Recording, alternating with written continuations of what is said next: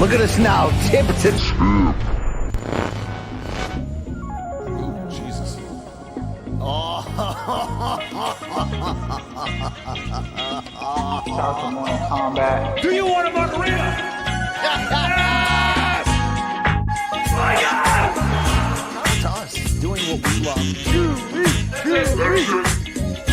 It's time to bang. Oh, yeah, get fired up. It's Friday. It is time to bang. Somebody called Tui. Oh, good Lord, he's over 300 pounds. Hey, it's Morning Kombat. It's Friday, April 25th of the 2025. Your boy BC, that alpha fella here from the Connecticut suburbs, one half of your hosting duo. The other guy comes from DC. It's Tuki's birthday this weekend. What a time to be alive. Hashtag girl dad. Hashtag RIP Kobe. It's Luke Thomas. What's up? How you doing there, I'm BC? I'm doing well. How old is Tukes this weekend? Can you believe that I announced that I was having a child when I briefly hosted the MMA Hour? And today, or this weekend anyway, she turned 6. 6 years old. Such a great time to celebrate. All right. Thank you for that horn right there. Shout out to Tukes just the same. Look, I have to go to her school after the show today to go read to her and her classmates. So I'm excited for that. Wow. That's great. That's kids. Yeah.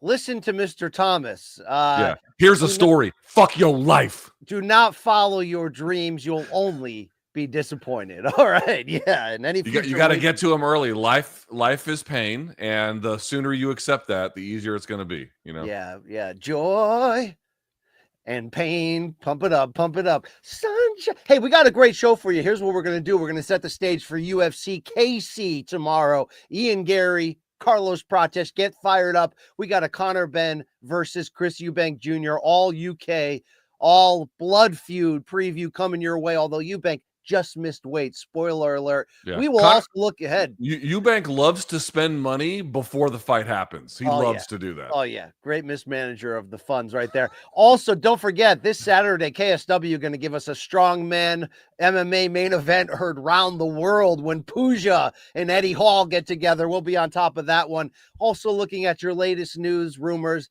and all that.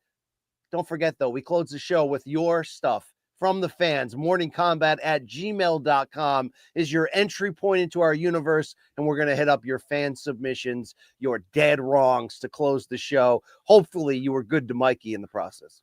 I am told multiple times by multiple people who work on this show that it's like today's like, okay, well, that's multiple. That's multiple.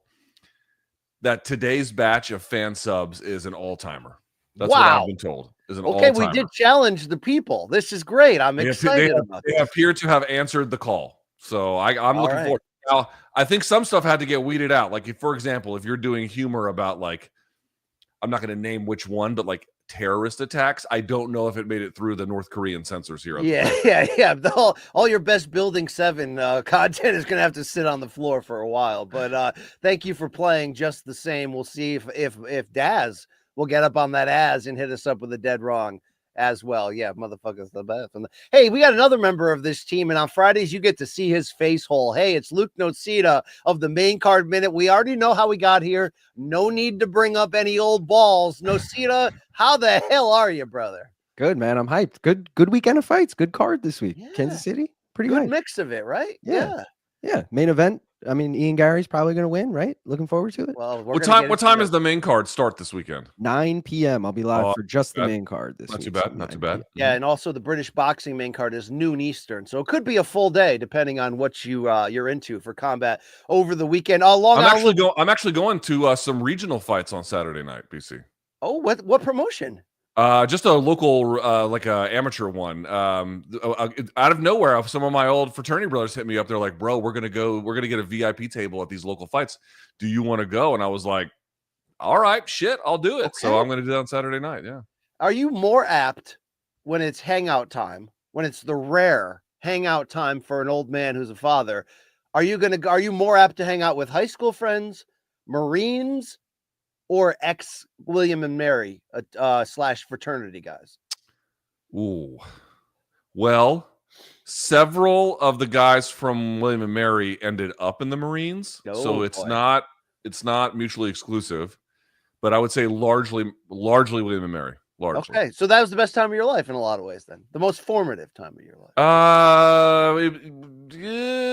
Yeah. I mean, it's a little complicated, but yeah. Okay, Yeah. okay. At least in the pre-Tukey years. There you go, right there. Yeah. Okay, all right. We got it all together there. Nocita, final bit of your attention. Will you see your girlfriend this weekend? Yes or no? Yeah, will Yes. you be a good boyfriend this weekend? Outside of 9 p.m. to midnight on Saturday night, yes, all weekend, yeah.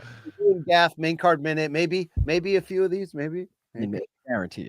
Might be a few of those too. You never know. Chill with that. Wow. Yeah. Oh, wow. Okay, here we go. Hopefully all you folks out there are fired up, doing well, excited for your lives and the weekend to come. Why don't you follow us, though? Why don't you spread that love if you're happy and you know it? Hey, clap your hands right here. Our social channels, our YouTube channels. Follow what's going on in the extended Morning Kombat universe. Thank you very much. Luke, didn't you have a piece about Ali Act, TKO boxing that the people should probably check out? Yep, there's an update to it. It's not great, but I guess we'll see what the ultimate draft legislation looks like. All right, there we go. All we can do in this climate, in this era, Luke, is one step at a time, one day at a time. Okay, 1 hour at a time. We're just living in the world of the rich and powerful. You know what I mean? Okay. Your Is dreams, there, give up. given the latest headlines, do you think there will be a scenario where an MK Donk gets illegally deported without due process, and then we become part of the story? You know what I No, mean? because they're more likely to be Jan 6ers, in which case they've already been pardoned. Okay, well said. There you go. All right, enough politics on the pre-show. Why don't we get into the actual gold of what today's offering? And of course, that is topic number 1. UFC is back. Kansas City Fight Night. Everything okay back there? Yes. In a fantastic welterweight main event as the TKO takeover hits Kansas City. No, it's not Jamal Hill versus Khalil Roundtree, but it's actually a better main event when Ian Garry and Carlos Prates face off in this main event. And by the way, this segment breaking down all things UFC Kansas City brought to you by Total Wireless, the official wireless provider of UFC. Get unlimited data that won't slow you down. Yeah, we're talking about Total Wireless. Right now, though, I'm talking about this friggin-tastic welterweight main event. As we speak right now, Luke Thomas, hear me so you won't ask about it in 10 seconds. Your odds on this main event: Ian Garry minus 142, the favorite according to DraftKings. Carlos Prates plus 120. So we are at virtual pick'em levels here. But Luke, Ian Garry's been as brash as ever entering this fight, saying everything from he's more Brazilian than Prates to he will become MMA's welterweight GOAT in just 2 years. He also said he'll be fighting for the UFC title next if he wins on Saturday. Here's your key question. Is there any part of you that's worried for IMG that maybe he's been a little bit too dismissive about the danger that Prates brings before him, and maybe putting the cart before the horse as we get fired up for Saturday's welterweight title contending tilt? Well, for a guy coming off of a loss and then saying he's going to be welterweight GOAT, yes, he is getting ahead of himself. I mean, I don't think there's really any question about that. But I'm not otherwise mad at anything he said, which is not to say that I'm co-signing it, but he's injecting life and rivalry and youth and vigor and, frankly, for whatever other reasons, controversy, attention into this welterweight division, and not by himself, but he's doing a fair bit of it, hyping up this main event, not ducking any smoke. I'm here for it. I'm here for it. Now, if he falls on his face, that's up to him. But if he succeeds, he will have set it all up by this advance, not notice exactly, but this advance lean into what a hero he is and how good he is, and like this brash character. It's almost like he's still trying to stick it to all the people who came after him for the utterly fraudulent and totally phony media angle about his life. He's still kind of on, not on edge about it exactly, but I don't know how to they say it, BC. Like he still has something to prove about it, almost maybe. But also coming off of that Shavkat loss, you're one of the chief proponents of this idea, namely that even though it is a loss, it was a confidence booster for Ian Garry, and I think he's believing in himself. It's kind of funny. I did some tape study for this one. for today's episode, and I did some stuff on my Substack. We're looking at the fights ahead of time. Ian Garry, I don't know how much he believed in himself as that fight with MVP wore on. It was kind of getting away from him a little bit on the stand-up. He was obviously able to rescue it with the back take in the third. But against Shavkat, he was, like, for example, BC, at the end of the MVP fight, he takes MVP's back, and he only had one hook. And to me, a more competent grappler would have been able to reverse position and then, maybe seal the fight right there. He got a little bit lucky with it. By contrast, he ended up in the fight with Shavkat, I think, on his back, threatening with a submission. It was a totally different posture, a totally different attitude. And I think he's carrying what he felt like he had in his hand in that moment forward into this weekend. I think you're right on that, because he's not a perfect fighter. And you can go back over some of these important step-up wins that he's had and pick apart. I just watched the Jeff Neal fight again this morning, a split decision win, in which I thought clearly he won it. But the argument at times is, does he leave things a little bit too close? Is he too happy disarming his opponent? And is he not putting forth enough threat of a finish or weapons coming the other way? And I think that what you can say is, look, he's not a perfect fighter. There are still either holes or things that will only come through experience. But his poise appears to be a 10 out of 10. His self-confidence a 10 out of 10. And you do have to give him a ton of credit. And he showcased this against Shavkat, whether Rakhmonov was hurt and slowed down a bit or not, is he'll control the terms of the fight. He'll make you play chess and X's and O's with him. Now, Luke, I don't know if this is going to end up burning him one fight where it's too close and he doesn't do enough. But if he can gain anything from that MVP win, which it probably did, that propelled him into the confidence of the Shavkat fight, is that when it's close, when it's tight, and it can come down to one or two key decisions, he continually makes the right decisions. So I do have some questions about how confident he's been if he's going a little bit too far.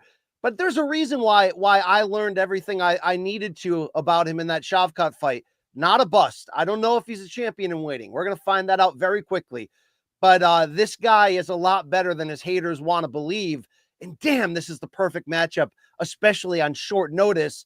And we've already talked enough about Gary's balls in here. But why don't we show a little bit of sound and react to it about just how confident Ian Machado Garry is. Here's him talking about not only that he prepares to finish Carlos Prates, but forget everybody else, Shavkat included. He thinks he's got the rights at the next title shot. Joaquin Buckley barely speaks fucking English, and Sean Brady looks like he's out of Lord of the Rings. So no one gives a fuck about these guys. Neil Magny's soul. Here, look. There's his soul. You watched that fight, right? I did. Yeah, Neil Magny's never been the same since I took his soul. It's right there. He's in the bottom of my hand. I've got the whole of Ireland behind me. I've got Brazil. I've got fucking America in love with me and divided and hate with me because of other things. But at the end of the day, I fight. I'm a fighter who fights the best in the world. UFC makes a phone call and says, hey, do you want to weigh in as the backup in Montreal? Ian Garry going to be there? My flight's already booked. Can we confirm this? She says, I'll forward you an email. So you will 100% be in Montreal. 100%. Saturday night, Carlos Prates is going to get his ass handed to him, and I'm going straight to Montreal because that belt is inevitably being wrapped around my waist. So, Luke, the Montreal in question obviously is the Bilal title defense against Jack Della Maddalena. We could argue, and I think Garry might lose that argument about who has claims for the title over him. But what does that sound tell you about exactly these things we're talking about? The confidence level, the preparedness to be the next breakout star, should his ability carry that out for him. One thing that I picked up on that I guess I didn't more fully appreciate without tape study is that Ian Garry, what is he, 27, right? 27 years old. He is on the precipice, if he wants to be, if he continues to work at it, he's on the precipice of making a monster leap in his game. So let me give you an example of what I'm talking about. And maybe he feels this and knows this to answer the question that you're directly posing, BC, which is one thing that I picked up on the tape study is his takedown defense is very good. And his takedowns are actually not bad either. Or at a bare minimum, they're well timed. Sometimes he's not quite physical with them, but they're very well timed. And he finds himself on the back or on top or in otherwise good submission positions pretty regularly. His problem is the finishing mechanics. It's not refined enough yet, right? Just exactly where your hands are supposed to be, what kind of grip you're supposed to use, how to hand fight in certain situations, where to, how to adjust the lock or whatever, all the different things that go into proper finishing mechanics. I'm telling you, dude, if he works on that, if he actually tightens up chokes, arm bars, and leg locks and the finishing mechanics that go into it, his game is going to take a quantum fucking leap forward. Like I didn't think I would ever say that until they did the tape study. I'm like, dude, this guy finds himself a lot in situations where he has discovered, maintained a strong finishing position and then just can't quite seal it up the way it's supposed to be sealed. I bring this all up to say, I think he probably knows this, not just in that area, but in other ones too. He's never going to have big power, but he usually doesn't lean far out of the way to counter strike. He can often get off at an angle and then throw. Contrast that with Sean Strickland, who does maximum pullback, but there's no offense there. What I'm trying to say is his game is, there's solid foundations everywhere. This next level fine tuning, if he really goes through with it, it's absolutely going to be monumental for him. And to answer the question that you posed, BC, I think he knows this. I think his coaches know this. I think he feels that way, that he's just tweak a few things and it could have a huge impact. Now, whether or not it'll be a submission finish, if he even gets the win over a guy like Prates, I don't know. We'll see on Saturday. But I think that where does confidence come from? Yeah, part of it is just a media angle to play up, getting attention. But the other part of it is that Rachmanov loss, BC. This is a perfect example. There he is on the back trying to lock in that choke. And if he had done it a little bit different, he probably could have got it. And we'd be having a very different conversation. He knows he's right there. Sure. Just a little bit more turn of the screw, and he can unlock a true championship potential that I think is within him. The same argument can be said about his striking, where right now he's so great defensively. He never lets even someone like Shavkat be in their best position to get off their best work. He's very thoughtful on distance angles. But I think, Luke, like the best part of his actual offensive striking is his kicking game. That the body kicks, the constant little defensive jab kicks to hold space. I'm wondering if there's a huge level up to come there. Like, is he going to run somebody into a head kick that we didn't expect? And we'll go, oh shit, he's a finisher now too. So he looks like he's on the burst of busting out, which is why this matchup is so good. Let's hear one bit of other sound from Ian Garry, who does, let's give him credit, travel the world, camp to camp, gets the different looks in Thailand or in Brazil or in, he did some time in Kill Cliff, and maybe they don't love him there anymore for some of the way he behaved, but he seems a willing student that adds a lot to his game. And he actually thinks he's more Brazilian at the moment than Prates. The dude smokes American cigarettes, drinks Irish whiskey. Meanwhile, I'm in Brazil having Guaraná, açaí, and paçoquita. I'm more Brazilian than this guy is. Do you know what I mean? So I'm not only this, I've got his whole country wanting me to win. And I think that's just, look, that's his life choices. That's nothing for me to get involved in. Do you know what I mean? He can do whatever he wants with his life, and we can all sit here and talk about it.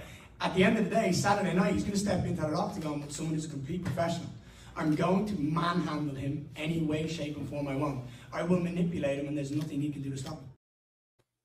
So, Luke, those are bold statements right there, from the nationalism to putting him in the deep end of the water. We have had conversations about Prates, who's admitted to smoke 10 to 15 cigarettes a day. What does that mean for his elite cardio? If Garry showed us, what's the biggest thing Garry showed against Shavkat outside of his inability to get overwhelmed and finished? He went 5 hard rounds for the first time, basically on the title level. Are you feeling right now, and I have a lot of great things to say about Carlos Prates, and I want you to share that too, but let's open with the potential for weakness. Is this a fight that falls deeper into Garry's hands the more rounds it goes?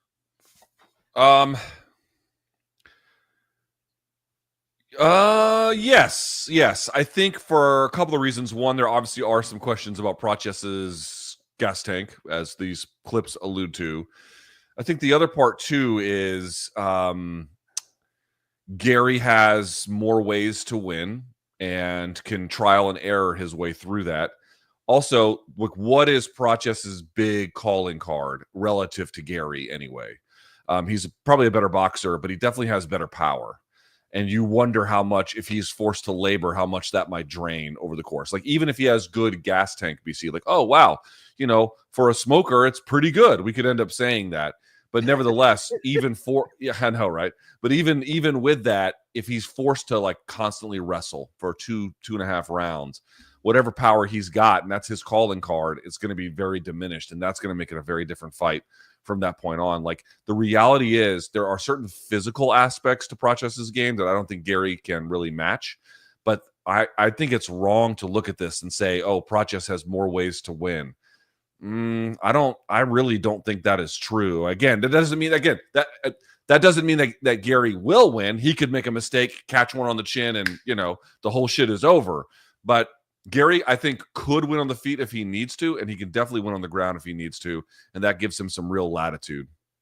It is hard to ignore the streak that Prates is on. He's 21-6 overall, but all 4 of his UFC fights and his Dana White Contender Series, all 5 in total, have ended in knockout within the first 2 rounds. So we know the explosive power. He even got guys like Neil Magny, who went the distance against Ian Garry, and the Leech, and he did it in impressive fashion with that length, picking apart with big shots. But we got some sound from Prates in response to Gary's comments, and Prates thinks the biggest difference between them will actually come down up here to mental strength. Let's listen in. Just watching your media day from earlier and Ian's media day from earlier, he was saying a lot of stuff, man, like about you. You've heard the comments about being the quitter, and he says he's more Brazilian than you. Like, is he making this personal now? No, not really, bro. I don't care about what he's saying, when I step on the octagon, no emotions, no anything, bro. No, he can say whatever he wants, but it's gonna change. I'm gonna step on the cage, I'm gonna smash him, I'm gonna knock him out, I'm gonna hurt him, just because I getting paid for that, It's my job, it's my work, Not because about what he say or things like that.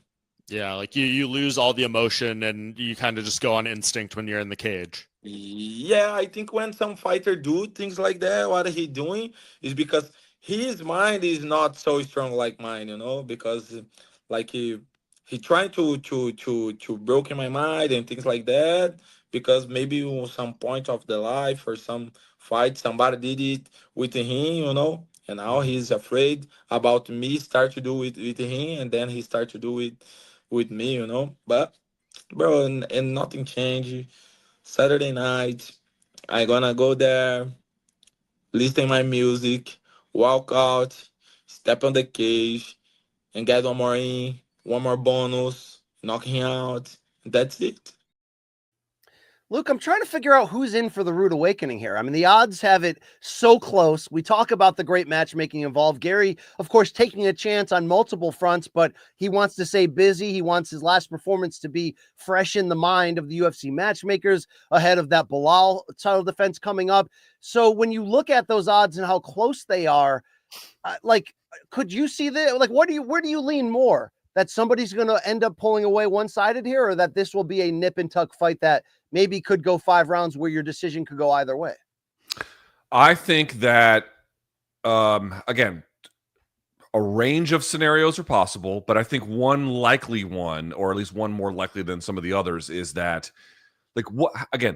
just realistically speaking, if Prates is to win, how is he going to win? And my answer to that would probably be pressure on the front foot, galloping on the front foot, and then big power boxing combinations, right, as you press a guy up against the fence. That's going to be probably his best bet, okay?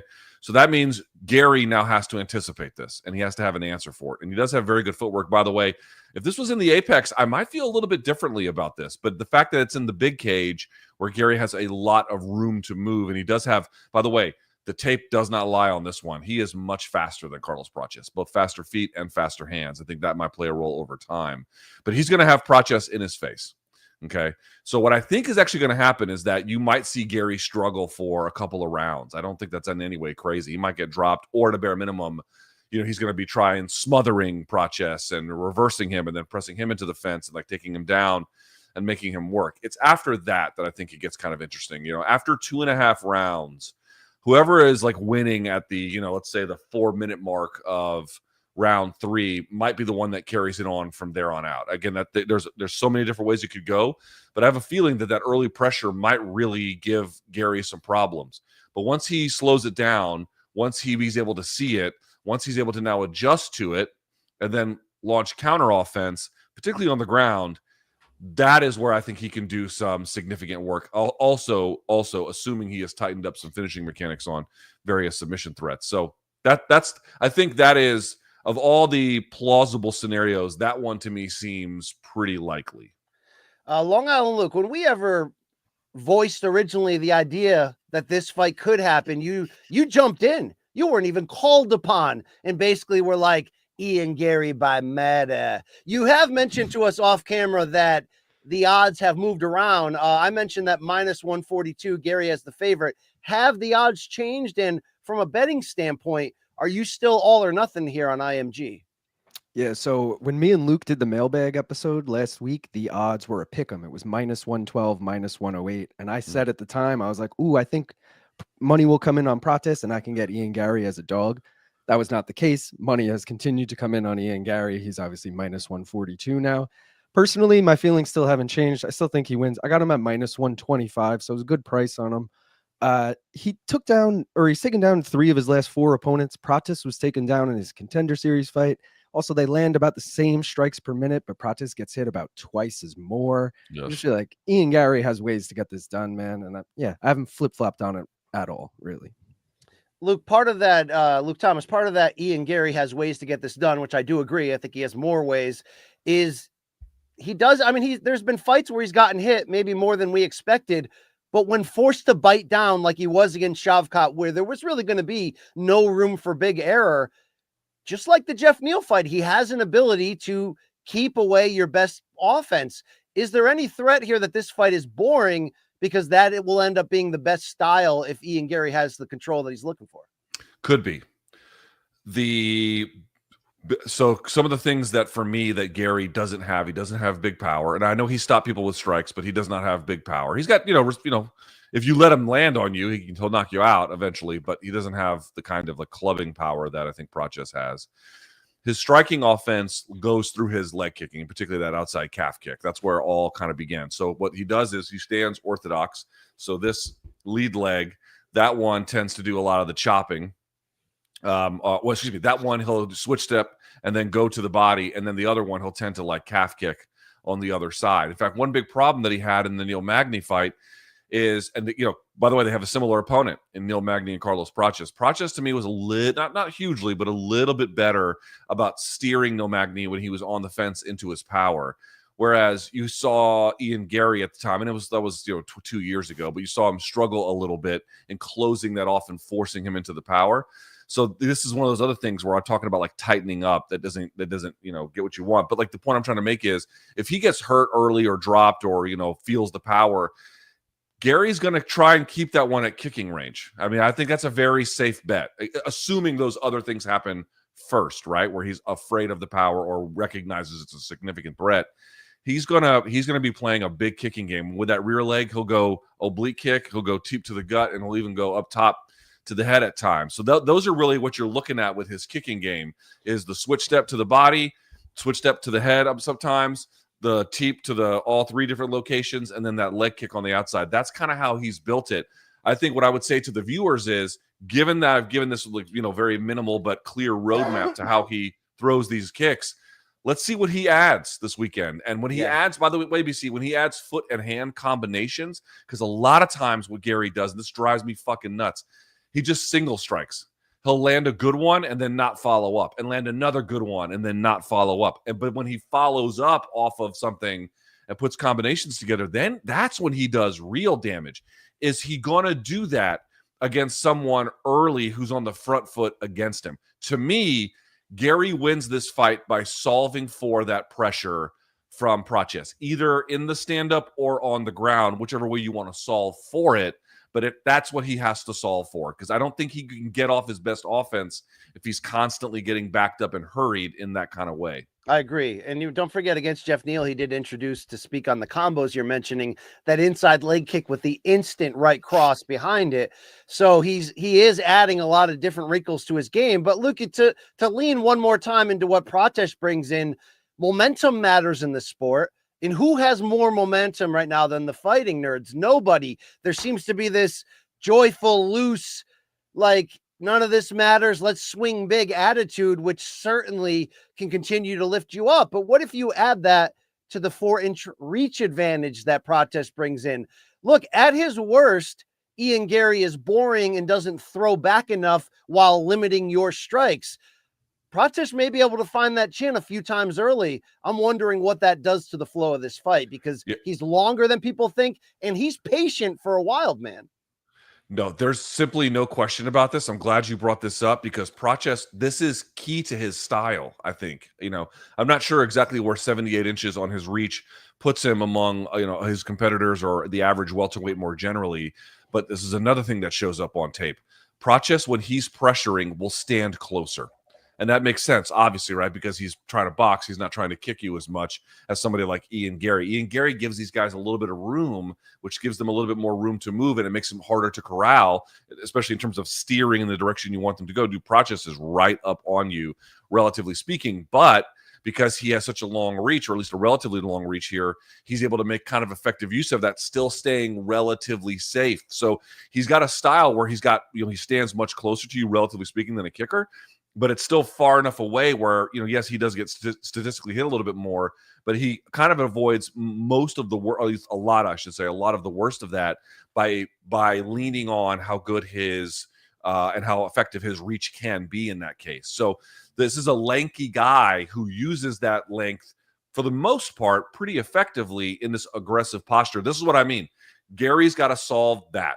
If you don't solve that, you can't win. But if you do, I think the world is his oyster on Saturday.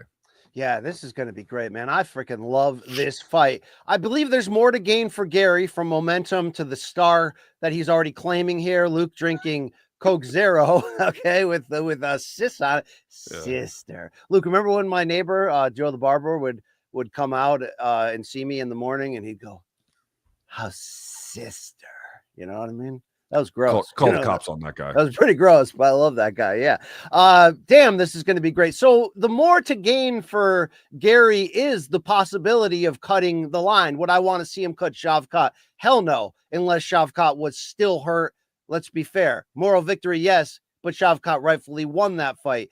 It is crowded atop there with Buckley, with Brady, but as Garry mentioned, he seems to have one up on them. I don't know if he's going to need well, he probably would. He'll probably need a dominant win and or finish for this to be likely, but the other people in this division, they kind of laugh at what he's saying, that this victory, if he gets it, should lift him here. In fact, we have Sean Brady going to IG and dunking on him, saying biggest claim to fame is losing a decision to Shavkat, crying like a baby. He didn't get a title shot off of a loss, and now he's claiming that he will get the title if he beats number 13. Make it make sense. 0 top 5 wins, calls himself an elite striker, but held on for dear life against MVP. Look, these are not incorrect facts, right? Like, there is a case against it, and we have one more, and then I'll get your reaction. This is Numanza, Joaquin Buckley, saying, just don't get knocked out, because Ian, Buck versus Cuck for the belt, going feed nations. Yeah, tell him about it, Buckley. Buck versus Cuck is fantastic for the post. Dude, I got to tell you, I always wanted to see that fight. They almost made the fight, blah, blah, blah. I really want to see that fight. I really want it, because both are going to talk. Both are on a hot streak, relatively speaking. I know Ian's come with a loss, whatever, but you know what I mean, in general. I can't wait to see that one. Well, speak on the prize here. Where does either man go with a win, and is it dependent upon the possibility of a stoppage? I don't think anyone's in title contention here. I think Prates has beaten good fighters, but his last 2 wins were over Li Jingliang, who's just not the same as he once was, and Neil Magny. He's got some work to do. By contrast, Garry is further along. He's got wins over Magny and then Jeff Neal, and then obviously MVP. Of course, he came up short against Shavkat, but he took that one on short notice, took this one on short notice. So I think if you're Garry, this puts you into pretty elite potential spaces, top 5-ish, something like that, right around that area. But it doesn't leapfrog. Dude, Sean Brady just fucking manhandled Leon Edwards, like Yeah. manhandled him. He's not jumping Sean Brady. I mean, he Well, might what's in the the fight to make. Do you let Gary sit out, or do you have to make him fight either Brady or the other name we mentioned there? Not who the hell am I thinking of? Buckley. Brady Buckley. Sorry, Buck and Cup. Buckley. Yeah. Which one do you think they'd give him? The Buckley one is the one I want to see the most. Brady to me is in a little bit of a different place. Also, Brady called him out. I interviewed Brady one time a while ago, and Brady called him out. They have the same manager, and so I know that that's something that he really, really, really wants. And I will tell you, like Brady on the feet, I'd be curious to see, because credit to him, Ian Garry has very good takedown defense, very good takedown defense. But if it got to the ground, Sean Brady would would absolutely vaporize him. It would be real fucking bad for him. So that makes it, but on the feet could be a different story. And his takedown defense, very good for all these reasons, BC. This welterweight division is reborn. All this is, we talked about this in lightweight a million times. I know I sound like a broken record, but look at how much better a division is when there's effective turnover.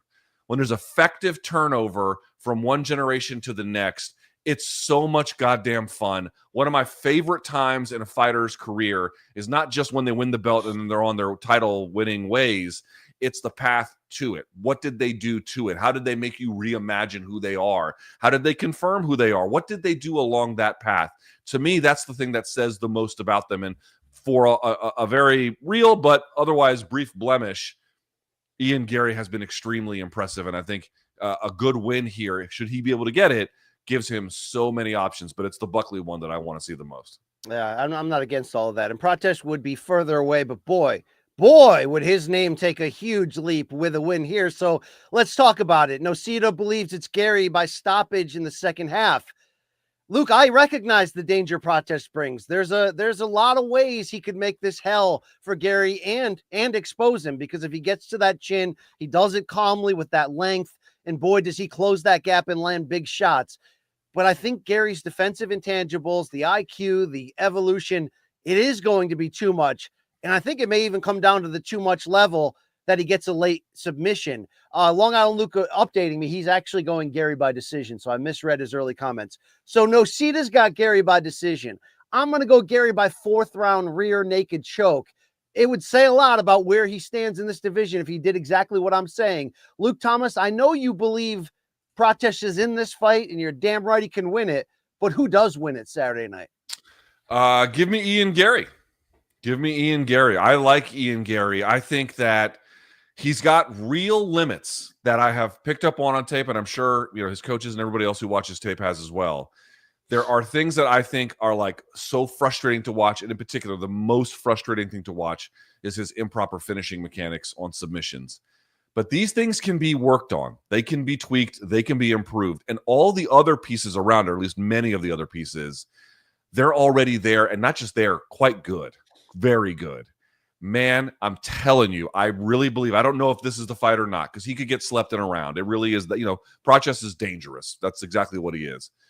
But Ian Garry, to me, has what it takes if he can really, really make a move here and work on his craft.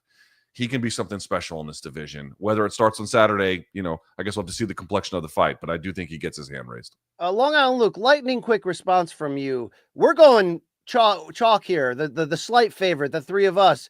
But the fighting nerds are red hot. People love Prates. What do you think has been the pulse of the Donk Nation on who wins this on Saturday? I think majority of people are going Prates, but again, I don't know if it's just because he's such a fan favorite and people don't like Ian Garry. I think people are letting that get to their heads too much. But I mean, look, I'm going to be honest. Like Ian Garry is a pompous POS in a lot of times. Like he's hard to be fully, on board for in terms of cheering, but the dude's pretty damn good, and I think he's on his way to great. Luke, when you look up and down the rest of this KC Fight Night card, I don't think the names good or great will appear in much of our analysis, but we're not here to go on about that. We know what era we're in now. Let's talk about the fights. Let's talk about this co-main event when former title challenger Anthony Smith is a plus 350 underdog against Zhang Minyang, who's a nearly 5-1 favorite at light heavyweights. Make me care about this, Luke. This one's a weird one, to be honest with you, because Zhang Minyang is not good. He's not good. He's not very good. His nickname is amazing. Mountain Tiger. That's a fucking sick nickname. Yeah. But listen, he is going to stand in the pocket and fucking trade. And he does have decent punching mechanics. He's not like completely wild. Like he'll throw straight hooks and, he puts things together. Got a little bit of head movement, but really not much. Mostly just gets tagged and then fucking baits guys into brawling with him. And then, more often than not, he wins, but he's not very good. But, in terms of total upside, or at least in terms of their potential, Anthony Smith, I think, will probably end up going much further than Zhang ever will. But, this is his retirement fight. And God, his stats are so upside down, Anthony Smith. Strikes landed per minute, 3.2. Strikes absorbed, 4.8. Jesus. That's a negative differential in a way that's kind of remarkable. So to me, it's like a better version of Anthony Smith would wipe the floor with this guy. But I just don't know where Smith is at. I do think the odds are a little crazy because dude, I'm going to say it again, like on the ground, Zhang's not good. He's not good. So Smith might be able to get a submission here. But it's a weird fight because it's just, the end of the road for a guy who, had I think a pretty respectable career, but it appears to be, it's time to close it off. So Smith is 36. He's officially lost 2 in a row and 5 of his last 7 in totality. He did submit Vitor Petrino. He did get a split decision win over Ryan Spann. And a lot of those were finishes. Luke, I don't know if Smith can take shots anymore. The fights of late for him, he comes in ready to go. He's always going to go through hell if he has to, but it feels like he's in hell quicker each fight. And then he's in the fetal position and you're like, damn, man, this guy is willing to take too much. We get there quickly lately, Luke. I don't want to see that again. Yeah, I don't want to see that again either. He's a great guy. I love this guy. I know he wants to start a regional slap promotion. Good Lord, Anthony. Come on, man. You got to be better than that. That's a really, really remarkably bad idea. But, it's probably a good idea that, I think at this stage of his... Dude, Lionheart has what? He's got fucking more than 50 fights or just about 50 fights. I mean, no, excuse me. What am I even saying? Closer to 60 fights at this point. So wait, he said on Ariel this week that half of his fights aren't even on like Tapology or anything. He has closer to 65 pro fights. Jesus. Damn. Crazy. Yeah, it's time. It's time to call it a day, I think. All right. Well, we'll see what happens in here. Luke, I'm sure you have a better thing to say about this featherweight matchup that I think is promising all action and very close odds. Giga Chikadze, who just missed weight, according to Long Island Luke, for this bout, is a plus 150 betting underdog against the minus 180 David Onama. Luke, you can't argue that the stakes are high in this one, but can you argue that we should be talking about it? Yeah, I'm actually very surprised by this one. They have now, okay. Before I learned he missed weight, I'll tell you what I felt like. And apparently Long Island Luke is telling us he has 15 minutes to re-weigh in. So he might end up making it. But before I found that out, I was watching tape on Onama and I was like, okay, he's fine, but I didn't see anything like particularly remarkable about it. And then I saw the odds and that they had him as a favorite. I got to tell you, again, it's not like Chikadze's not without known limits, and if he's missing weight and that could portend other issues, well, that's a different story. But like, if that's not the case, and it's just like skill for skill, I don't understand how they could make Onama a favorite. I find that one to be baffling. To me, Chikadze has shown much higher upside and is much better, but I guess there's a question about like the ground game and like to what extent Onama could exploit that. But he's often been on the receiving end of a lot of takedowns himself. Like, I don't know. Like, let's see what kind of condition Chikadze is in. But I feel like if he's in normal condition for what we would expect from him in this career, he should win this fight. I'm very surprised by the odds. All right. Interesting stuff right there. We also have Michel Pereira, who lost his 8-fight win streak in a stoppage against Fluffy Hernandez at middleweight, will be a minus 142 favorite against Abus Magomedov. Yeah, he's back. Plus 120. Look, he may have the name Magomedov, but he definitely doesn't instill that same level of fear and respect, although I respect him, Luke. Yeah, I mean, he's good. He just has terrible cardio. He just has terrible cardio. And Michelle Pereira trying to, like, fix his game and everything and become a little less insane, but he also doesn't have great cardio. So this fight might suck, BC. I don't know. Let's see who gasses themselves out on the walk-in. Yeah. That would be great. Yeah. Good on route to them gassing out. Like, it could actually go either way. So let's be fair to that, Randy Brown, Nicholas Dalby, welterweights. Brown nearly a 3-1 favorite. Do you care? Yeah, I think Brown deserves to be. I think Brown's a pretty good fighter. Dalby had a moment in the sun where he was pretty good. I think he had a big redemption arc, which is great to see. But I think Brown's a little bit better than him at this point. Mm-hmm. All right, 32-year-old Ikram Alaskarov will kick off the 6-fight main card in his first appearance since that one-sided first-round KO defeat to the great Robert Whittaker. He, Alaskarov, will be a minus 520 betting favorite, more than 5-1 against the plus 390 Andre Muniz. Luke, the odds makers are telling you this could go down pretty one-sided. What are your thoughts? Yeah, I agree. I mean, Andre Muniz had a moment there where he was submitting a bunch of people, and you're like, oh, wow, this guy might be great. Like, here comes a middleweight submission specialist. I know we got GM3, but here's another one. And then he just kind of fell apart, and I don't think he's ever been put back together again. Alaskarov, all right, he fell short against Robert Whittaker. So fucking what? Robert Whittaker's awesome. Alaskarov, to me, should win this one walking away. I'd be very surprised if he doesn't. Thank you. I had to close the door. Reggie's here. He's messing up all my shows this week, Luke.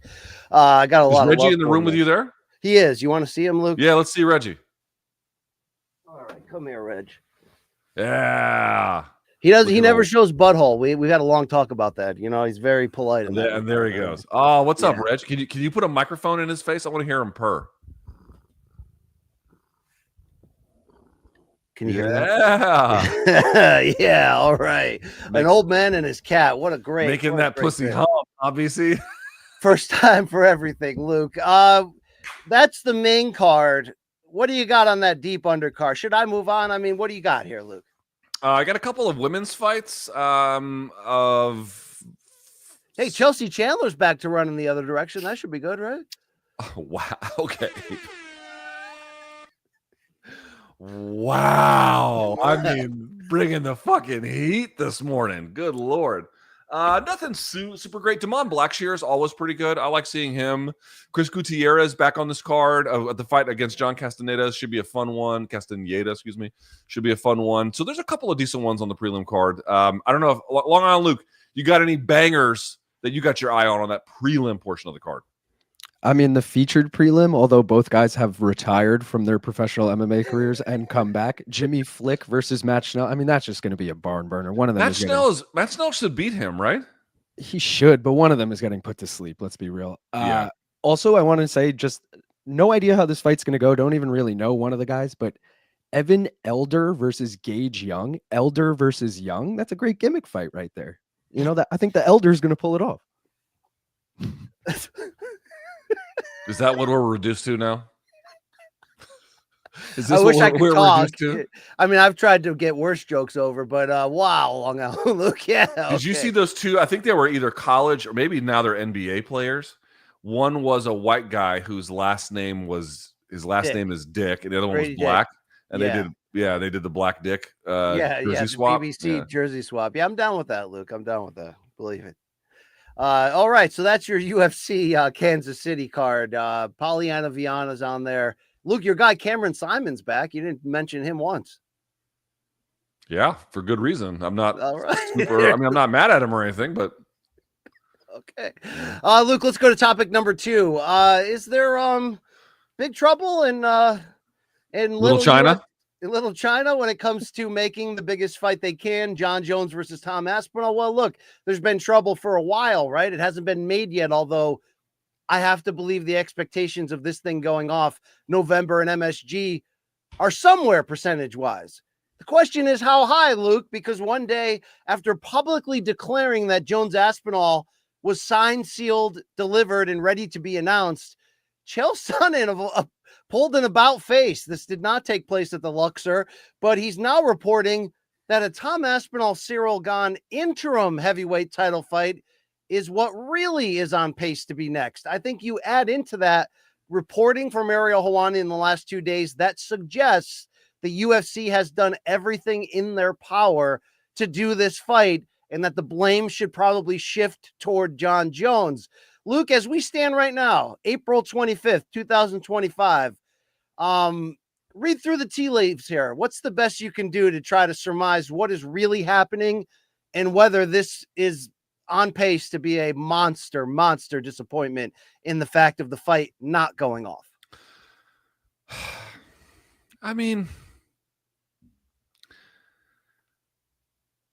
what is the reaction of the fan base going to be if they make Aspinall gone, BC? Like, what would the reaction of the fan base be? Especially for an interim title? I mean, I guess For an interim title.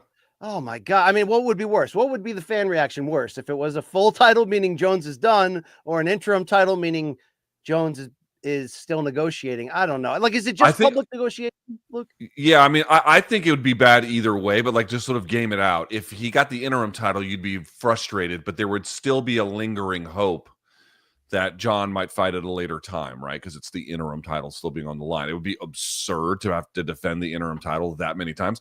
And by the way, I just want to point this out. Remember, Jon was like, I don't even know why they created an interim title. Yeah, this is why. This is why. Because you won't defend it. So somebody's got to, right? That's the whole no. I remember when they created that title, I was like, yeah, they didn't even need to create one. No, they actually did. They actually did. That was one of the few interim titles in retrospect. You're like, wow, that was actually a good call. That was actually a really important one. That one was quite necessary.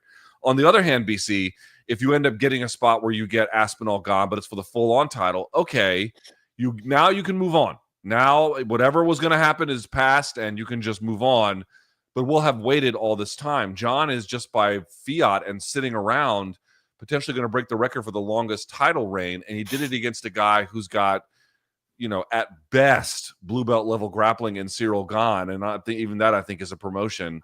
And then in the corpse of Stipe Miocic, and he might be the longest reigning champion, and then for him to bail, if that's what ends up happening in the end, even after the UFC has reportedly made efforts at, I do not believe that they're offering him $30 million. I don't think that's really at all true, but probably a historic payday relative to what the organization has historically paid out. If you get to that point, I think there would be extreme disdain towards Jon. But I've lived through... already be disdain for everybody that we're at this point, and we still don't even know if this fight's going to happen. Like, well, not for Tom. Okay. Like, Tom's doing anything he can do. So no, yeah, but he's wasting his prime. What the fuck is he supposed to do? I'm saying they're fucking him over. This whole situation is fucked. It's like now the latest news wants you to pick. Basically, are you blaming UFC or are you blaming Jon? I'm blaming them all. Like, make the decision, please. Yeah. Can we figure this out? I guess what I would say is, I don't know what the UFC can tell us. I don't know what they can't tell us. But it just feels like we never get any information about anything and where this is going. And I understand, again, a lot of this has to be kept secret. They're working. And if the UFC's really put on a full court press on him to like, hey, you're going to offer you more money. We're going to put it, I'm going to guess they're going to want to put it for Madison Square Garden, blah, blah, blah. But this is what I mean about all of these like social media posts where these guys meet with Hunter and Dana or whoever. And then they come out, they'll be like, stay tuned, big announcement. And then it's like 6 months passes and there's no fucking announcement. I have no tolerance for that anymore. It doesn't mean anything to me. Either give us information that we can use or make a decision and move on. But like, dude, we've just been like Jon Jones at heavyweight has just been the infinite void of nothingness. It's just time off, time away, no information. Reggie Jackson looking at your balls. What is that? Is it the scratcher for Reggie? That's Reggie's back scratcher. All right. Oh, look at Reg. Yeah, you got to keep your people happy, Luke. Wow. Right? I mean, Reg is about to fucking have it out for you. Okay. All right. This is, we've gone too far. Luke, do you see my point? Like, he might end up having the longest title reign, and it would be an undefeated title reign, assuming he just calls it a day, and it would be the most empty calories on any UFC run, short of Nico Montano, that I could think of. It's absolutely nothing to it because the UFC has enabled this specific title reign, which is not fraudulent. He did beat Gane when Ngannou wasn't available, although Jon sat out 3 years before that when Ngannou was available. But like, I'm at the point now where I'm like, UFC, you have to fix this. This is on you. Even if John is trying to hold you up for every dollar, which might be within his right, you've created this mess by allowing him to sit out injured for more than a year, pushing the Stipe fight back another year. When, remember, I was the one defending it a year earlier, like, hey, we still kind of need this historically. Don't fret. This will be fine. No, they waited another year to put it out there. But I do have to question the news coming from Chael, and we'll play his video to hear his tone and we can judge. But like, it feels to me like it's just aggressive public negotiation to be like, John, if you don't sign, we got a backup plan and it's ready now. Only the backup plan is not impressive at all. It's a step down in every single measurement. Let's hear Chael on his original report here. No, I am confident enough to tell you that that fight is done, though. That fight is agreed all the way down to the day. International Fight Week would make perfect sense. I personally, just in my Only heart, 9 I weeks. always thought they were going to go back to New York. Jones said he needs 4 months. Now you're going to do it I'm telling you, this John Jones business, Jones will say a lot of things to the media. When he gets that phone call, here's the guy you're fighting. Do you understand? Yes. And that is what he will say. All the other reports are not true. John has come out. He's been a troll. He's had some fun. He even tried to negotiate in the media. Privately, he takes that phone call. It's yes or anything else that comes out of his mouth. Any answer that's not yes is not yes. But that did not happen. That is a false report. John Jones has not ducked this fight. I wish he did. I'd love to bury him.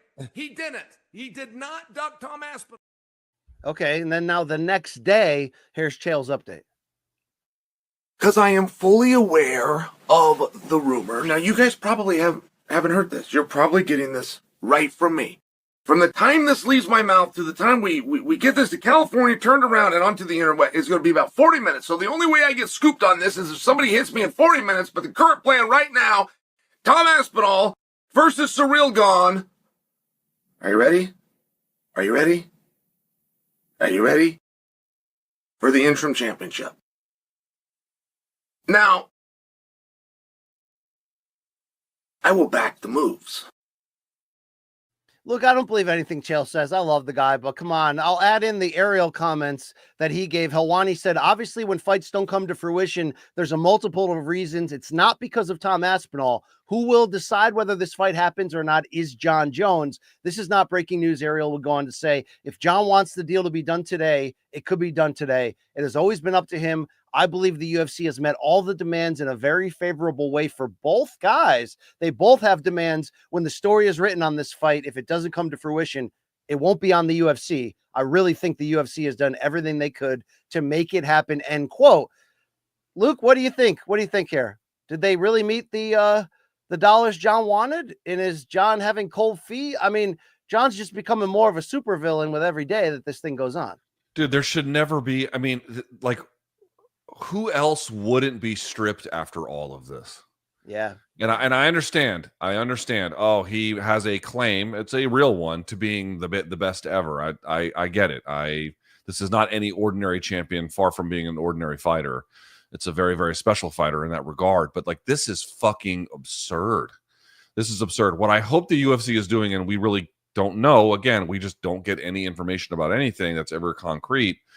What I hope that they're doing is realizing that this is the Alamo, right? This is the Alamo. Like, whatever happens here, if you can't make it happen within a reasonable time frame, you just have to call the whole thing off and then strip them and then move the fuck on or whatever they want to do. But like him asking for, remember he was asking for 6 months to get ready for Aspinall. Like, dude, you got 3 years to get ready for all of this, and we had to wait another year when he injured his shoulder. Not his fault, but he injured his shoulder. They had more time off. No is the fucking answer. No. Well, final bit on this. Last thing on this. Go ahead. Like, I want to. This is my belief. I don't know this. It's just my belief. I don't think there's any chance they offered him 30 million. So, like, is there a possibility he's getting? Let's say I'm going to make up something, right? 20 million, which would be more than they've ever paid in a single purse to anyone ever. Is it possible that he got a $20 million offer and he's now, potentially going to balk, but he could say, well, they didn't meet my financial demands, right? By giving me 30 million. It could be that as well, too. So the whole thing is a fucking mess. I'll just say this, BC. I don't think John is one of these kinds of guys who's like afraid of Tom Aspinall. Like, ooh, he's afraid. I don't get that sense. Yeah. But for as unaware of the outside world and like how John is supposed to fit into that and how like seemingly he's understood that. The opposite is also true. He's also kind of understood his own strengths, I think, very well as a fighter inside the octagon. Like that part as an athlete, I think he really understands his strengths. And I think he just doesn't like his chances against Aspinall. And it's how he's having a hard time figuring out how he wants to solve this problem. Does he just want to call it off? Does he want to take the money and risk it? Because if he was like, if this was, I don't know, anybody else in that division, I think we'd have already had the fight by now. He doesn't like his chances and he doesn't know what to do about it. And so the rest of us have to go around with our thumb in our ass. I just really wish if there was a chance, a good chance he wasn't going to do this, then just put the belt down last year at MSG. We would have made fun of you for a year and then we would have gone back to talking about how he's the greatest of all time and we would have moved on. But now when you drag it out this long, it's time to get it done because everybody looks bad. And Aspinall's suffering because of it, as is the division, as am I, Luke. Final bit, this was 20 days ago. Here is what Jones looks like. So it's not like he hasn't been training. He had to know Aspinall was next the second the Stipe fight ended. Luke, he looks pretty good there 20 days ago, right? Let's go. By the way, very funny that he wrote Aspin anal. That's I got to tell you, I was laughing for days after I saw this. I thought that was just the funniest joke I'd ever seen. Yeah, well, it's creative, Luke. All right. Hey, let's go into our third topic here. Another update on a fight that isn't happening. It said it wasn't happening, but now it might happen. Or is it? I don't know. Let's get into it. Middleweight champion Dricus du Plessis has now publicly denied the rumors going around, first reported by Kevin Iole, that he was injured and unavailable for UFC 317 against Khamzat Chimaev. Further rumors would be that he broke his shin and would be out for all of 2025. Not so fast, my friend, says Dricus du Plessis. In fact, he came back so aggressively, hey, it kind of got us thinking about shots fired, brought to you by Cuervo.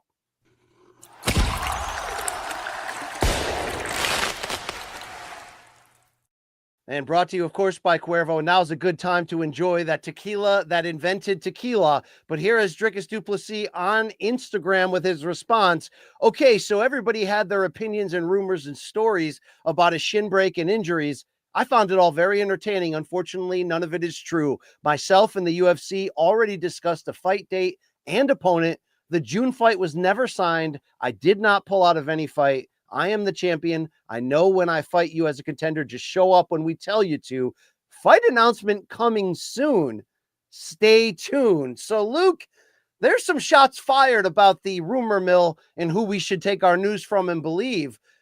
But this is kind of a messy situation. We've already been booking the territory and getting Ilya and Islam potentially together. In fact, both have gone public and said they've started training camps. So, let me ask you this. What's behind this breakdown of communication and who appears to be telling the truth as it pertains to International Fight Week and the main event that we still need for June 28th?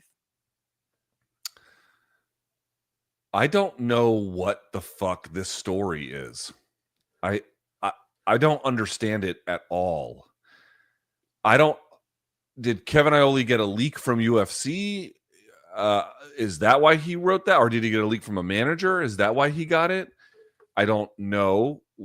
If they're not going to use Dricus at 317, okay, that's fine. Especially if you get, listen, we said it before. If you get Dricus and Dricus and Khamzat at 317, main or co-main, it'd be great. But it sounds like that's not going to happen in June for DDP because he just doesn't want it to happen at a bare minimum. Or, here's what I think is actually happening. I bet Iole's report is at least mostly right that there was some kind of an injury, and that's why he didn't want to take that fight in June. And now he's kind of playing it off like, oh, I don't want to be co-main event. I'll fight when I want to fight, that kind of a thing.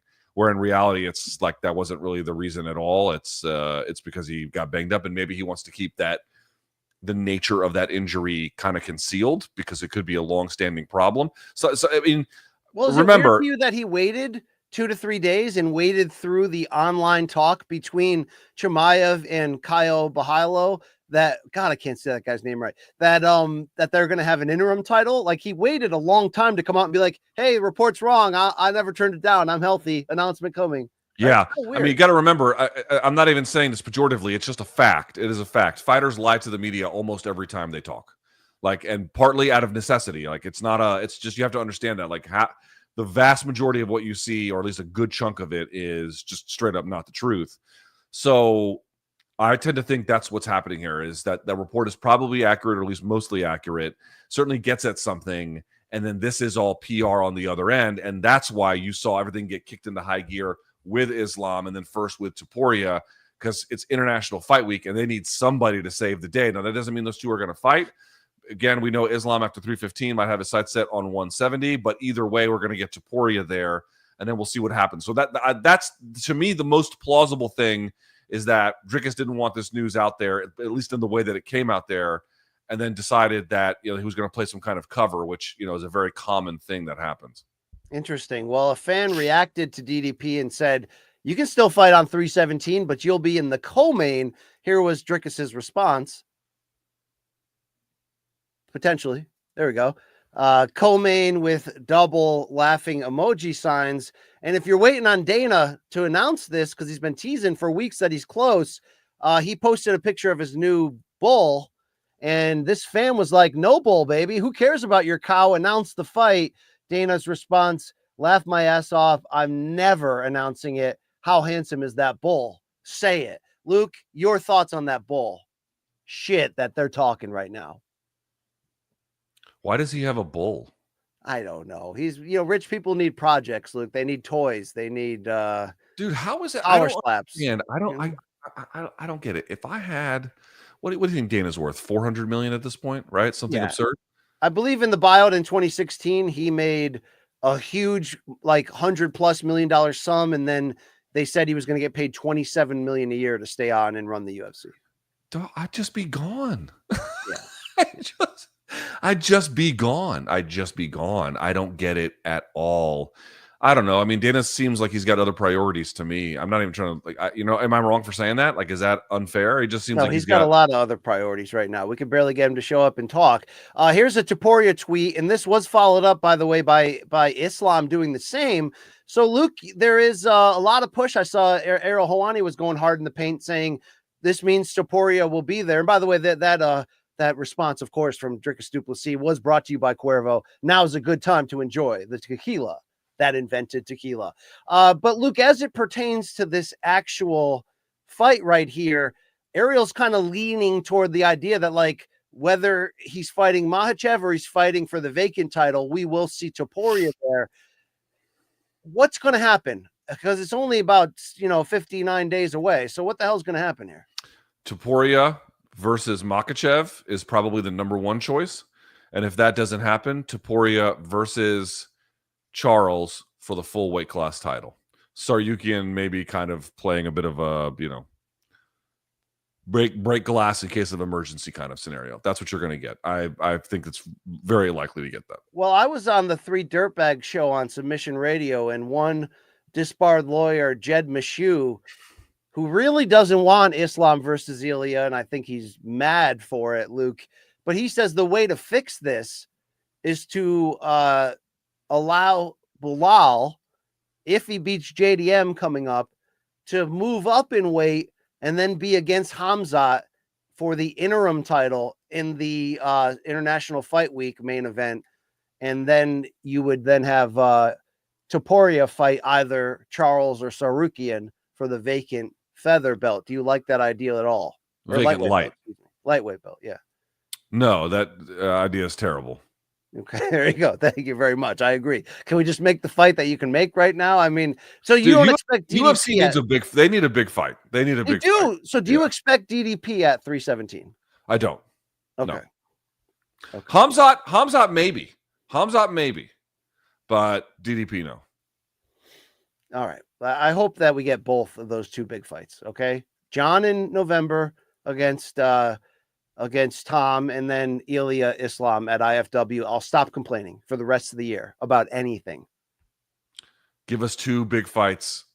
I mean, they should have a big fight every quarter, but I'll take two big ones, Please.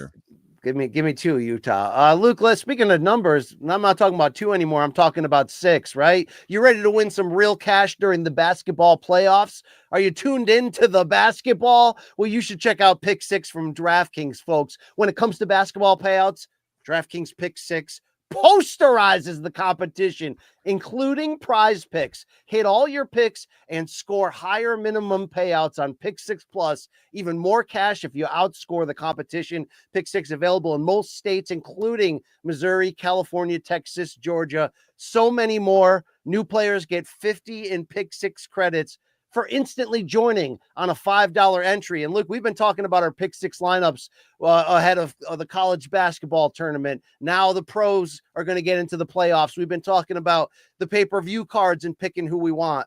This is about stats. This is about who you think is going to fill that stat sheet when you put together your Pick 6 lineup. I'd put Ian Garry on there, Luke, because I think this fight's going deep into the second half, and he's going to be high up in those statistics. All right, that's just me talking. Yes, new players get 50 in Pick 6 credits instantly on just a $5 entry. And as of course, Pick 6 is available in most states, Missouri, California, Texas, Georgia, and more. So here's what you're going to do, gang. Here's what you're going to do. Download the DraftKings Pick 6 app now and use the code KOMBAT. That's Kombat with a K. The new customers will get $5. Excuse me. Let me try it one more time. The code KOMBAT with a K for new customers to play $5. They get $50 in Pick 6 credits. Better payouts, bigger wins, only with Pick 6 from DraftKings. The crown is yours. Gambling problem? Call 1-800-GAMBLER. Help is available for problem gambling. Call 8887-897777 or visit ccpg.org in Connecticut. Must be 18 plus. Age and eligibility restrictions vary by jurisdiction. Pick 6 not available everywhere, including New York and Ontario. Void where prohibited. 1 per new customer. Bonus awarded as non-withdrawable Pick 6 credits that expire in 14 days. Limited time offer. See terms at pick6.draftkings.com/promos. Indeed, Luke. When we're talking about our partners, though, I think we're also talking about True Classic. And we already know they have one mission, right? To make sure guys look good, but feel even better. And Luke, you know, I'm not just the hair club president. I'm also a client here. I wear True Classic day to day because I love the way it makes me feel. For me looking good in it is just a bonus. When it's breathable fabric, when you know it's solid colors that mixes well, whether you're going out for dinner at a nice restaurant or you're just chilling with the boys, there's something about the way I feel in True Classic that I don't mind aging and getting older all that much, because we talk about it. It accentuates the highlights. Maybe I haven't been in the gym a lot lately, but it's going to show out those pecs and those buys and make me feel like for a minute that I'm still in the game. You know what I'm talking about, Luke. Yeah, I understand it completely, dude. You know, I'll tell you this much. When I know what I want to wear, I reach for True Classic. And even when I don't know what I want to wear when I get up in the morning, I find myself eventually reaching for True Classic. I actually bought True Classic before they ever became a sponsor on the show. That's how much I love what they do. And of course, I get introduced to new great sponsors through the show, but this is one that I found on my own ahead of time. And when they came to us and they said, hey, True Classic is interested in sponsoring a show, I'm like, perfect. Sign us up. Couldn't think of a better brand to do it. The clothes fit so well. You can use them for engagements where you want to look a little stylish. You can mix and match things if you need it, or if you want to dress down and just kind of simply be a more relaxed fit. They've got that too. The quality is high. The fit is snug in all the right areas. BC, it's affordable. It's you can, as I mentioned, winter they got you covered, summer they got you covered, and everything in between. Like I said, BC, when I know what I want to wear, hey, I want to have a certain look, I can get my True Classic stuff out. And when a day wakes up and I'm like, what am I going to wear today? I find myself just reaching for the True Classic. That's the kind of thing that they do, and that's what they're going to offer you guys. TrueClassic.com/combat. That's combat with a K. Is it not, BC? It is. And you can grab yours at Target or Costco, or hit that website one more time, trueclassic.com/combat with a K. Forget about the overpriced designer nonsense. We're talking about stuff that feels great, looks even better. I mean, it's a no-brainer. Don't even worry about it. Just get up on True Classic. You'll be fine moving forward. Look, we're split on too many topics in this world, but everybody agrees about the way True Classic makes you feel. So get on board. You'll be knowing about it too. You'll be telling your friends. All right. MK sent you. That's what I'm talking about right there. TrueClassic.com/combat. Go get it. Yeah. There ain't no True Classics bigger than BT BCLT that's right. and BT, BLT. yeah, and good old Reg. All right, hey, let's go to, speaking of very big men, I'm talking about really big ones. Let's go to topic number 4. It's a curious circus fight, but boy, is it the Super Bowl of curious circus MMA fights. KSW in Pool 5 on Saturday, and among the many different types of fights on there in terms of importance and stature and championship belts, we've got this one. 2 strong men, as 48-year-old, the legend Mariusz Pudzianowski will come in as a minus 385 betting favorite against fellow strongman and 2017 World Strongest Man winner, the 37-year-old Eddie Hall, who we may have seen before in gimmick 2-on-1 MMA, but this is his first rodeo when it comes to the top end, which is crazy here because Puja's got 26 pro MMA fights himself, but this is about strength. It's probably going to be about gassing out. It'll probably be sloppy as shit, but Luke, it's a freak show and we freaking love it. 2 strong men, 1 winner. What makes you so excited about what's going to go down at KSW 105? Bitch, this is my Super Bowl. Are you shitting me? KSW is the best. They just understand MMA in a way that so few promoters do.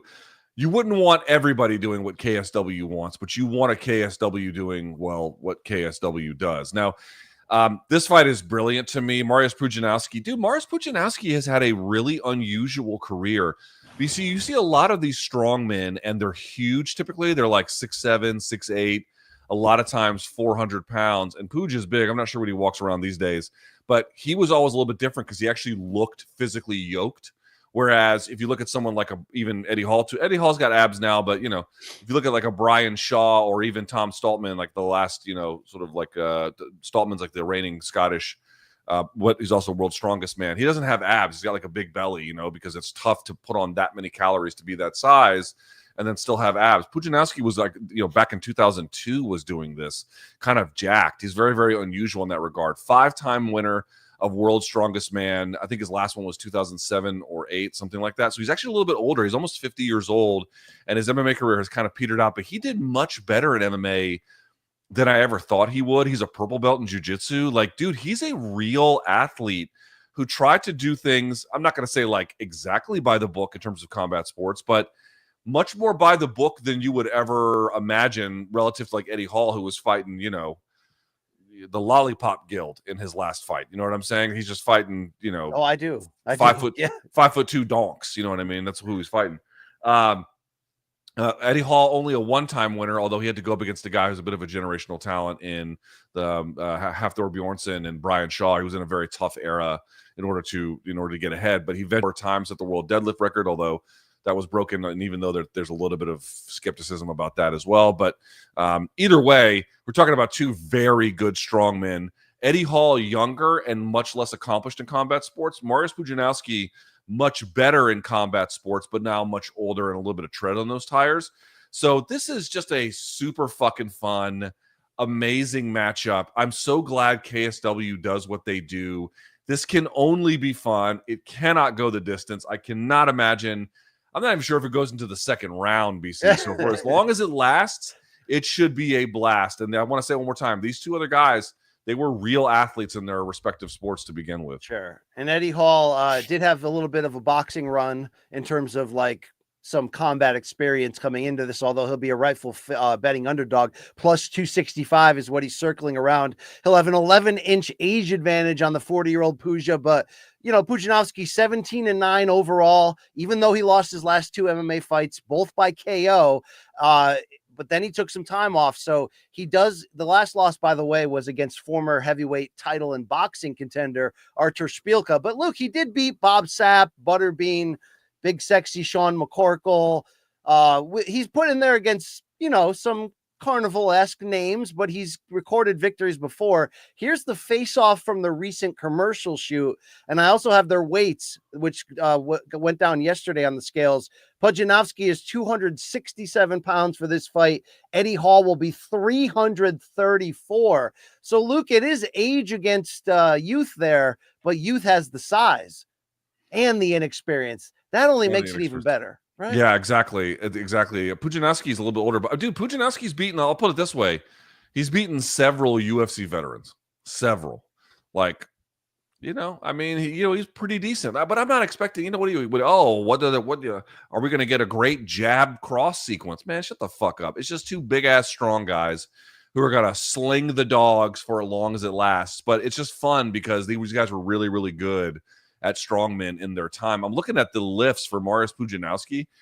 This is fucking insane. These are his lifts. Ready for this? His bench is 640, which is that's a lot. Squat 840, which is also quite high, and then deadlift 915. Like, dude, to have any one of those numbers is insane. To have all three of them is fucking absurd. Could he hold a candle to prime Mark Henry though in this area, Luke? He's a much better strength athlete than Mark Henry. Really? Yeah. I think Henry has a stronger overall deadlift. Henry still holds records, Luke, in certain categories. Henry was amazing, but dude, Pudzianowski is like, a 5-time world's strongest man. That's insane. But Luke, there's no dislike between them. Here's a video the promotion put out of the two catching up backstage during fight week. They like each other a lot, but they're going to throw hands. Hey. Hey. Wow, good to see you. It's Marius. Nice to meet yourself. How are you doing? Oh, fine, good. Nice to see you. For a long time. I know. What's 2015? Well, 6 years ago. Maybe more. I think it's 2015, 10 years. You are old. You are old. It's the fucking thing. I know. I am. Don't start that. Look, yo. Good. How you feeling, man? You good? You look good. Look, not injury, everything is fine. 6 weeks later. Maybe me, but fine, baby. Good, man. Nice to see you. That was weird, Luke. That was weird. It was pretty weird, right? You could tell Eddie has respect for Mariusz Pudzianowski. By the way, you were asking about Mark Henry's lifts. All three, his squat's a little higher. So he had a 953 squat, which is great, but his bench was only 518, and his deadlift was 903. So he got beaten 2 out of 3 by Pudzianowski. Oh, they did compete against. Oh no, but not head. No, not like head to head or anything. I got you. I'm saying Pudzianowski is like an all fucking timer, like very, very, very good strength athlete. Well, Eddie Hall had that one gimmick fight, and he showed up on Demetrius Johnson's podcast to talk about it. This is pretty humorous to look back upon. The 2-on-1, excuse me, against those small brothers. Recently, we saw you in a mixed martial arts fight. How the power bomb? What did you just just throw him? We had a little bit of an agreement in place where I wasn't allowed to actually slam them down. So I had to do a lot of training of just picking up and letting go. The aim was to pick him up and sort of throw him onto the other brother to cause chaos and then follow it up with shots. Didn't quite get that, but if you notice, so I picked one up and sort of let him go in the air. So I go to do exactly the same to the other one. I go to pick him up and throw him, but I couldn't quite get the grip under his stomach. But then as I was picking him up, I just spotted little man standing up in the corner of my eye, and I was like, oh, yeah, bang. And he just sort of walked on to the shot. Well, I think you did it right because you picked one up, you threw him in the air. That's the funny. You just toss him in the air like a bag of potatoes, and you're trying to lift that one up. He comes up, you just go whack like a big ass bear paw across his face. You drop him, and then they stop the fight. They get the one you knocked out of there. Then it was just you versus the other one. It was literally 5 seconds of madness, but it just went viral. That was fun times. We got one more piece of business to put a bow on this. This was Eddie Hall joining Ariel Helwani and talking about the workouts he did with Tom Aspinall, which I think planted the seed for this turn into mixed martial arts. You like MMA more than boxing as far as competing and training? Yeah, I think I much prefer the MMA. I think, it plays into my strengths a lot more. At the end of the day, if you're strong, I think that's it's a good percentage of the battle in the MMA world. And as you can see here, it's going up against someone like Tom Aspinall. Yeah. I mean, he's proving a point that strength means absolutely nothing. But Tom himself is a strong guy. Like, you wouldn't believe how strong Tom is. He is a strong opponent. What is that like? What is it like to be in there with arguably the best heavyweight in the world? Very humbling. There's nothing like thinking you can fight and then getting in the ring with someone like Tom Aspinall, and he just plays with you. You know, he can literally throw you around and stick jabs in your face like you're a little kid in a schoolyard. So yeah, it's very humbling getting to the ring with someone like Tom. How often are you training with Tom or at his gym? At least once a week. So I was up there this morning training with the Tom Aspinall camp. Now and again I'll spar with Tom.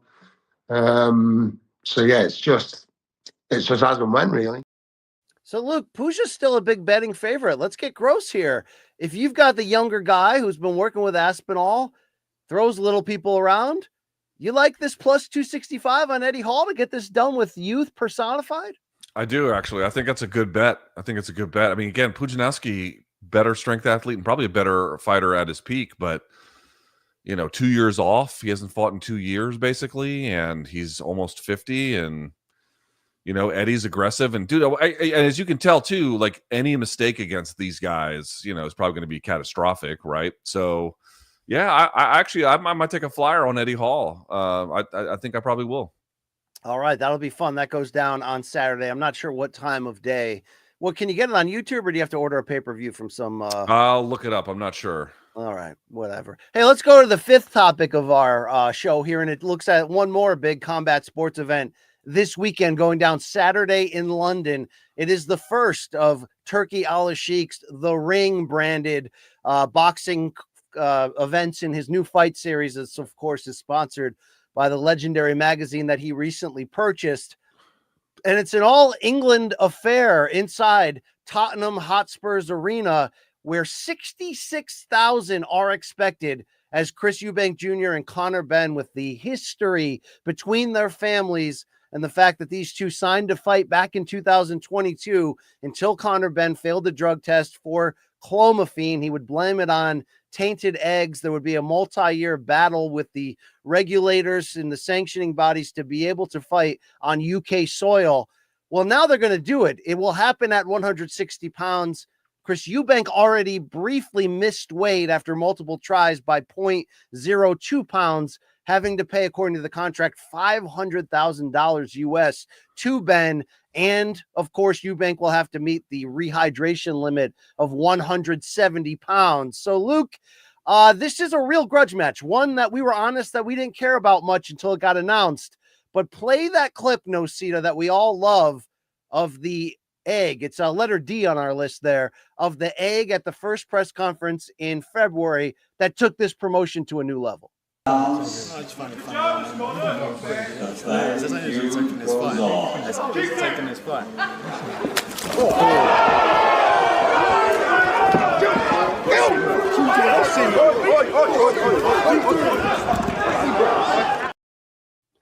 Luke, this is not for a world title. Eubank is 35 years old. The 28-year-old Benn has yet to live up to the hype of a second-generation star, but yet I can't miss this. What are your expectations from an entertainment standpoint, or maybe a gross standpoint, whatever this turns into? Either way, for me, it's must-see TV. What says you for Saturday? It's about as good as you're gonna get from a let me see if I can say this right. For a non-title boxing main event, I don't know how they get better than this. Am I saying it too much, BC? Here's what I mean. If a title's on the line, or you've got like a big star and it's on pay-per-view, it's a little bit different. You don't have like a super A-list star here. You don't have a world title in any kind of meaningful way. You've just got an old-fashioned grudge match. Their fathers had a grudge match in the history of British boxing. This is a bloodline continuation story. It's been an ugly build. It's going to have almost 70,000 people, as you indicated, in Tottenham Hotspur Stadium. Like, how good is Eubank at 35? I never thought he was that great. Benn had a nice win, has had a few nice wins. The Chris Algieri one was in particular quite nice, but he's a little bit smaller. You know what I mean? I don't know exactly what kind of boxing you're going to get, but I just feel like the atmosphere and then the antics you're going to get along with it. If we're hedging in the way that we hedged before, non-title, all that stuff, this is basically as good as a boxing main event gets. Yeah, you're damn right. You're damn right. It's just, it should be, at a bare minimum, it should be fun. And it's crazy. When it was booked in 2022, it was going to be at the 20,000 seat O2 Arena in London, and it definitely didn't have this crossover charm. Now, if you're from the UK, then this is one of your Super Bowl fights that sort of had to happen for these two in their career to play out the family history. And that history, as Luke mentioned, was the rivalry between Nigel Benn and Chris Eubank Sr. Sr. would knock out Benn in their first meeting to defend his middleweight title. They would also meet to unify super middleweight titles a few years later and fought to a very disputed split draw. So there's never been a lack of love lost for the dads. That spilled over into February's kickoff press conference where the dads and the kids were talking trash amongst each other. And let's also not forget, after that egg incident, Nigel Benn came over and grabbed the throat of Chris Eubank Jr. It got very heated there. But Luke, I don't think people were prepared for the escalation of the soap opera turn when Chris Eubank Sr., who himself always a colorful showman, publicly turned on his son because of the egging. Here's the video in question. Yeah, why aren't you part of the fight week activities? Why aren't you in the corner? Because I will not be an accomplice to their stupidity, to their circus. Junior, you're smashing an egg against this guy's face. I taught you that. I didn't teach you that. Who taught you that? Did Karen teach you that? That's disgraceful. I'm gonna stand in your corner. You must be mad. You must be mad. I would never be in your corner. You're a disgrace. You're smashing an egg in someone's face, and then you're saying you're trying to justify it. There's no justification for that. There's nothing noble about that. So, Luke, they have never been perfect as father and son. They've had some feuds before. But the craziest thing here is, you know who's been the most outspoken against this? Nigel Benn and Connor Benn. They've come to the aid of Eubank Jr. and basically been like, hey, senior, show up, be in your son's corner. You're going to regret this the rest of your life. Does this weird family drama unfortunately remind you of your youth, Luke, or does it fire you up for Saturday? Well, that's a really awful question. All right, I take it back completely. I apologize. But anyway, I'm surprised by his dad's stance, mostly. Nah, I don't know. I don't know how to pivot from there. But I'll just say this is a. I don't know of any other fight on the MMA or boxing calendar that's got bad blood like this one. Yeah. So just keep that in mind. And so there's a lot of the storyline is around, can Eubank not only make the weight, which he just barely missed and will have to come in under that rehydration limit on Saturday, but how he will be able to fight. Now, he's clearly the more experienced at age 35, has shared the ring with Billy Joe Saunders. Like a lot of the big name super middleweights of the time that he was in that division, he shared the ring with to wins and losses. But in recent years, he's moved back down to middleweight. And even though Connor Benn has some very good early wins at 147. You mentioned the Chris Algieri. There was the Chris Van Eerden one. There's a few other like name-ish middle of the road or aging welterweights that he looked great against. He moved up to 154 after this egg suspension.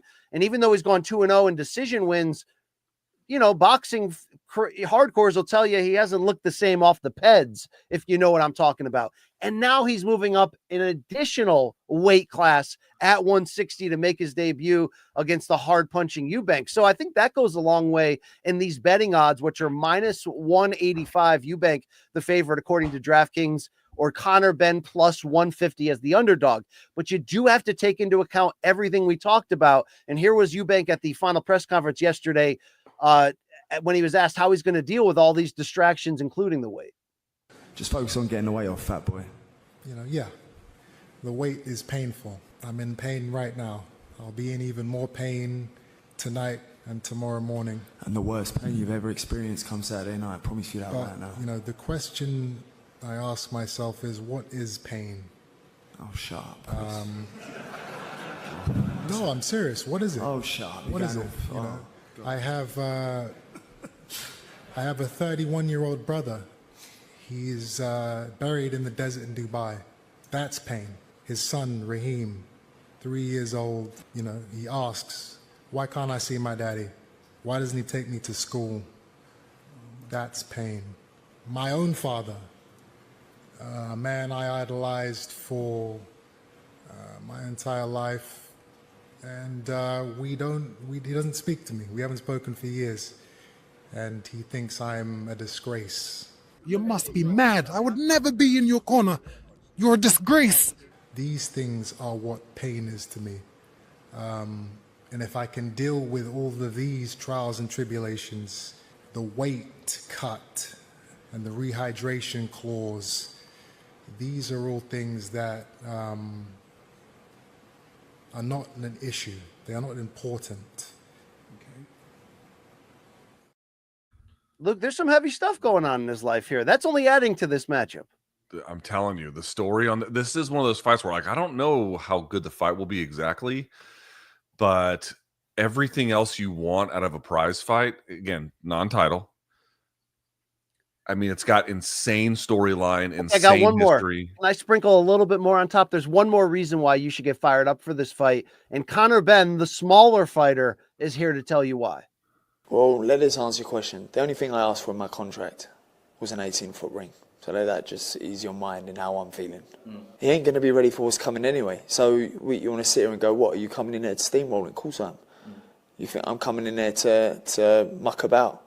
You don't get paid for overtime. So when I come in there, it's not a matter of, oh, let's have a little move around and see it. Let's come meet me in the middle then.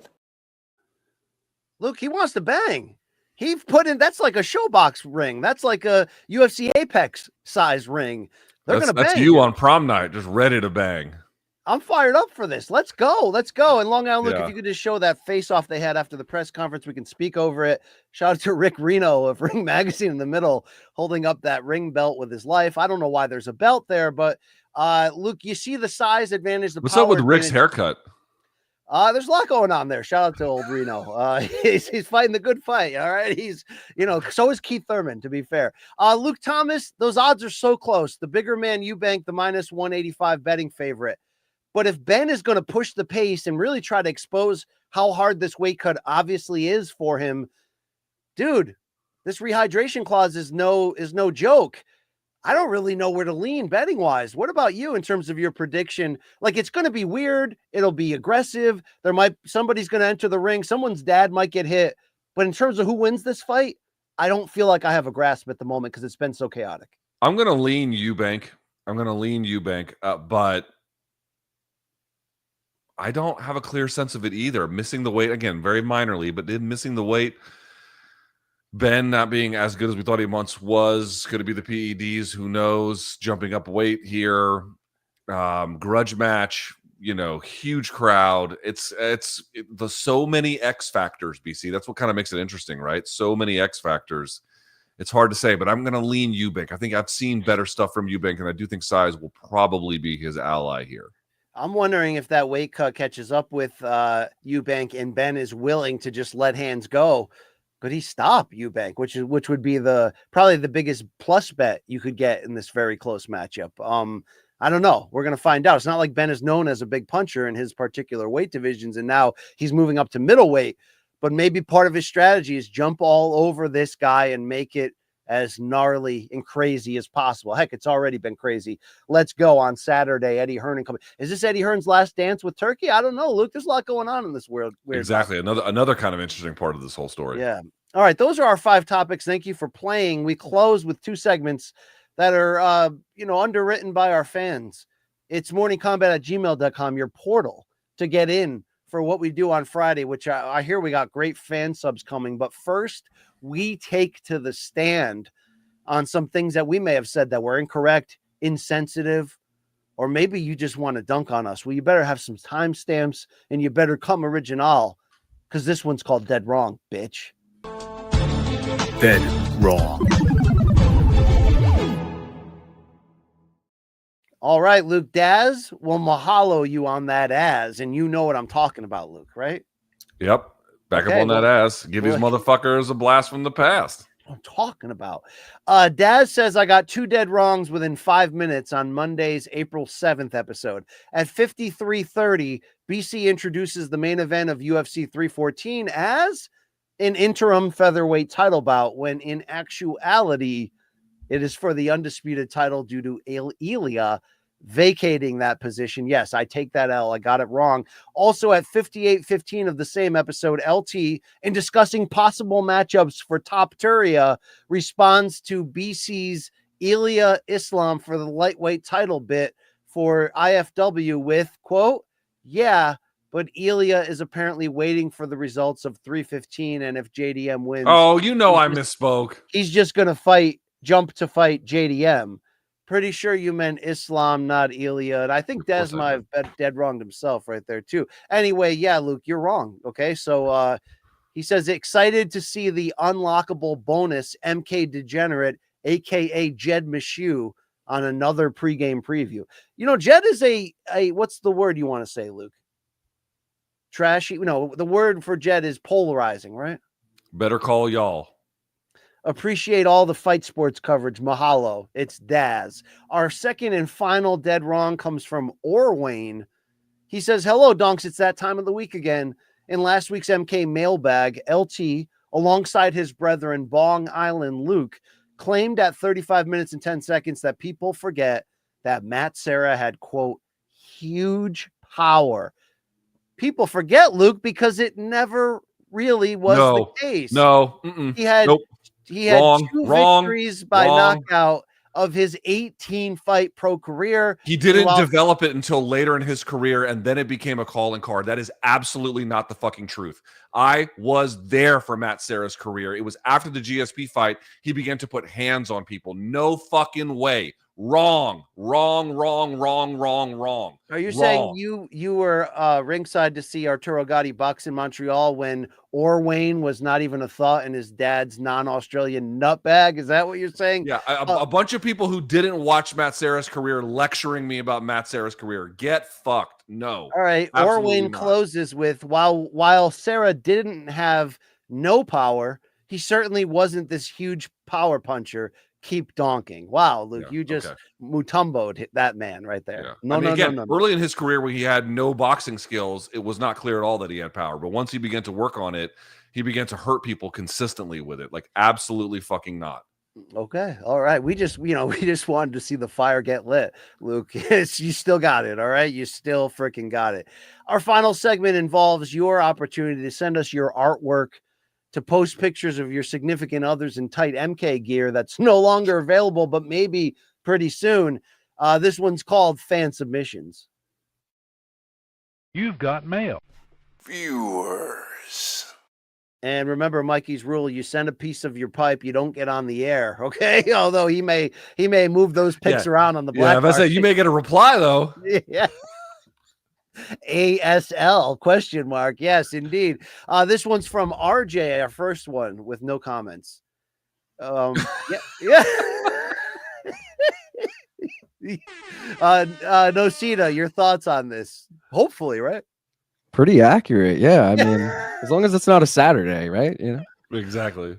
Yeah, that is great stuff. What a great boyfriend that guy is. Thank you, RJ, for your submission. Let's hear from Matt. He says, I submitted a few fan subs this week, but they were DM'd to the Morning Kombat Twitter account. Here were those fan subs. All right, let's see it. What do you got for us? Okay. Whippets, nitrous oxide, a helping hand for cleaning your keyboard, or a perilous plunge into despair. Joining us is Luke Thomas, a podcaster turned crusader, here to tell us about his mission to save his co-host, Brian Campbell, and others from the grip of nitrous oxide in Arby's parking lots. Luke, welcome to the CNN. Thanks for having me. Nitrous oxide. It's something we might picture at a dentist's office or a college party. Why Arby's parking lots? What's fueling this? Well, it's a grease-stained purgatory, a shrine to bad decisions where people like Brian worship at the altar, drenched in meat sweats like a whore in church, slurring whippet tongues at pigeons. Our mission is to fight for them, to lead their exodus. Wow, and that is taken from your appearance on CNN. Fantastic stuff. What's the second slide from this fella? Luke. What? Electricidad, Constitucion, Bucaramanga. And then Tuki says, Bucaramanga. Luke, Yair, Cáceres, Guadalajara, Tuki, BC. Guanajuato, water. I don't actually get this joke. This is from the Sandler movie Big Daddy. It's very good. Yeah, and then BC goes, damn you give her all the easy ones. That's like you're giving her the easy words, but meanwhile you gave BC the easy words. Yeah. I guess you had to be there, Luke, in the 90s or whenever. Yeah. All right. Yeah, have you never seen Big Daddy? I skipped this one, but if you guys tell me it's good, I believe you. Bucaramanga is a real city, by the way. It's my wife's favorite Sandler movie, Big Daddy. You don't get down with that? No? Adam Sandler has made like maybe 2 or 3 good movies, one of which is Punch Drunk Love. The other one, Happy Gilmore. Happy Gilmore. Uncut Gems.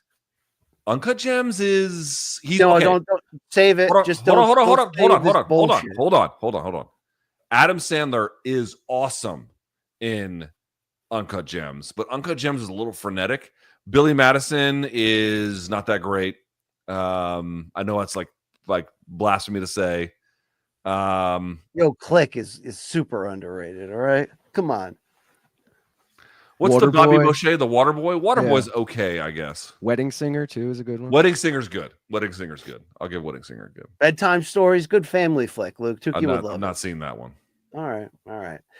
We also have Jeff with a video. He says, "Howdy, donks. Whoever is on Luke's hotel room floor during the possible Topuria Makhachev fight will know what the villagers of Pompeii felt like, except it's not lava. It's the seeds of Luke's loins. God help us. Best wishes." It's Jeff. I'm working out my prostate. I'm working out my prostate. I'm working out my prostate. I'm working out my prostate. Wow.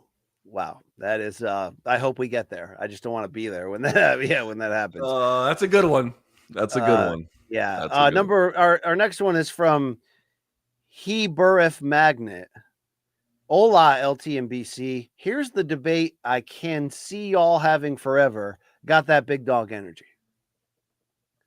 Luke is on the left in front of a table that says high-level positional control is sexier than unranked fighter KOs. Change my mind. And then BC's next to him just saying strawweights are sexier. Change my mind. Yeah, that's morning combat. That's it, Luke. That's not too untrue. That's mostly true. Yeah. Thank you here, Burif Magnet. Alan W., who is, an incredible supporter of our journalism and entertainment, really keeping podcasts alive, Luke. This gentleman has 3 photos. Let's see them.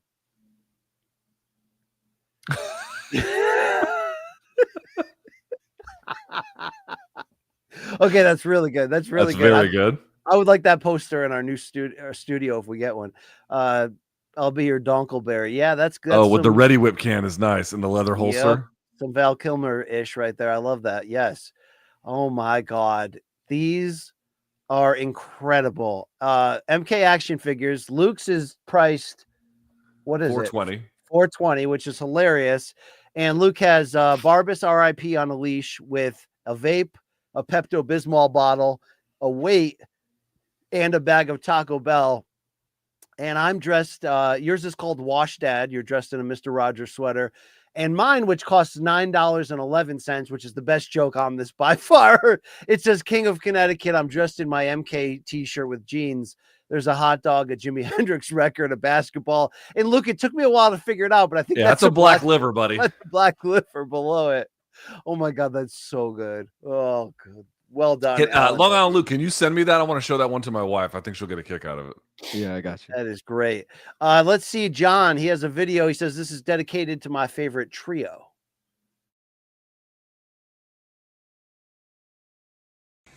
I mean, we got a couple hard matchups with a few strawweights, and I do mean hard. Wow. Oh my God, I can't believe you said that. I hope you die in a fire, you mouth-breathing fucking heathen. I mean, Long Island, Luke, do you hear this? I'm taking the over.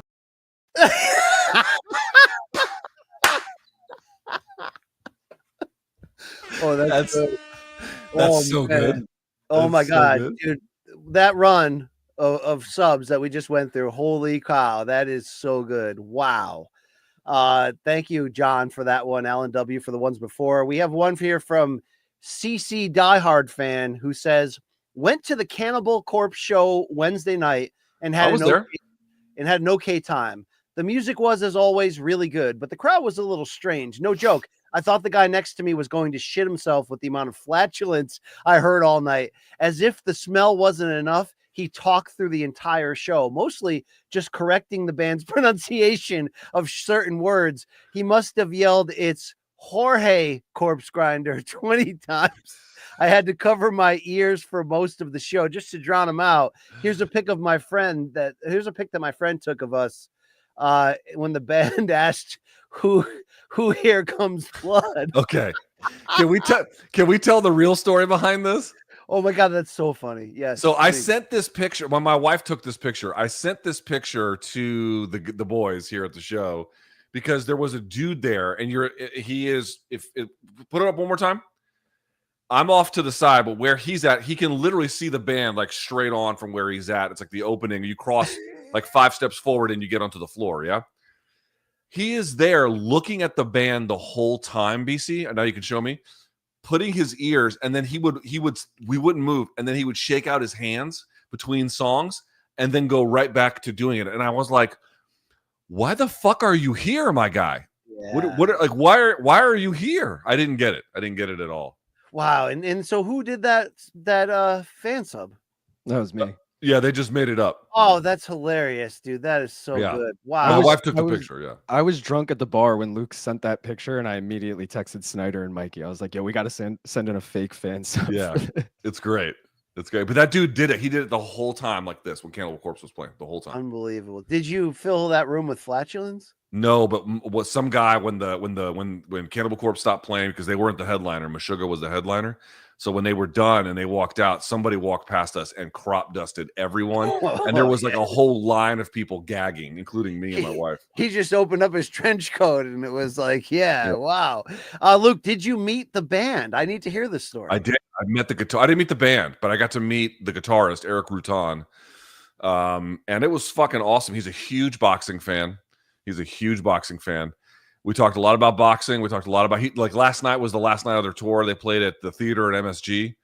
And so we talked about that and being on the road and all kinds of stuff. Nice. Great guy, super fun, good show, obviously. It was cool, man. It was. You know what your Substack needs? A video chronicling you and George Corpse Grinder going into arcades and winning the claw machine for the kid. Yeah. You know what he told me? Because they were asking about TKO and stuff. He was asking about TKO. And I was like, oh, are you guys like, because there was some other people there. I was like, oh, are you a wrestling fan? And he was like, no, but you know who is in the band? Corpse Grinder. Oh. Corpse Grinder apparently is a monster wrestling fan, a gigantic wrestling fan. So I thought that was kind of interesting. Yeah, Luke, that's a crazy crowd you had to put yourself in with. But, the things you do for multiple MK donks came up to me and identified themselves as such. Okay, shout out to the MK folks. Yeah. All right. If they had brought a plastic Tupperware container and opened it up and there were brownies made at their house, would you have taken one down right in front of them? Probably. Yeah. Probably. That venue was nice. It's the venue at the MGM property right outside the city. Yes. The venue itself is quite nice, but dude, I mean, I'm not trying to eat like a full meal at a concert. But all they had were Mike and Ike's and pretzels. And I was like, that's all the fuck I got to eat here? What the fuck is this shit? That's not cool. I was not happy with that. So to your point, if they'd opened up a Tupperware full of brownies, I was hungry, And your wife rocks out to this? She's like, she likes Cannibal Corpse okay. She doesn't like it as much as I do, but she liked the headliner, Meshuggah, a lot. So yeah. Would you admit it to us if your wife had become a super fan of the row a boat Norwegian hard rock? You would have found out through divorce proceedings. Okay. All right. I didn't know if you would change your view on that and be like, well, actually, I didn't see any this time, to which I was quite grateful. I guess that's an Amon Amarth thing or whatever, but goddamn, that's the lamest shit I've ever seen in my whole fucking life. Well, there you go. That's also our show, morningkombat@gmail.com. If you want to reach the show, thank you for stepping up your fan subs, people. We appreciate that. And the Dead Wrong's always available there. We did a pretty good job setting the stage for the weekend. I hope you enjoy it. Long Island Luke, do you have shows people can watch that won't involve boxing? Because you never bet on boxing. I do. I mean, maybe next weekend we got those 3 boxing cards, girlfriend granted, maybe I'll do something for those boxing. We'll see. But this weekend I'm just doing the main card, 9 p.m. Eastern. Gary, Prates, join me, main card minute. Thank you very much. Luke Thomas, will you be entertaining the people with a post-fight piece of content? I will not be live for the fights, but I think either late that night or early morning, I'll be up and I'll have something ready for them at that point. All right. Enjoy everything you guys this weekend. Get outside, get some of that spring sun. You know what I'm talking about? Follow us on the social handles below. We love you. Thanks for taking part. Thanks for following us on this journey and enjoying the ridiculousness that is the combat sports world with that MK sauce all freaking over it. Luke, do you have anything to say to these people? Happy birthday to my beautiful daughter, Violetta. And yes, thanks to everybody who said hi at the Cannibal Corpse concert. Thanks to everybody who reached out today. We can't wait to talk to you guys on Monday. All right. Well, it's going to be great. For Long Island Luke and Big Luke, this is your boy BC. Thank you for watching. We're out of here for now. We'll be back on Monday. Yeah, bring it. All right. Yeah. Okay. Wow. Yeah.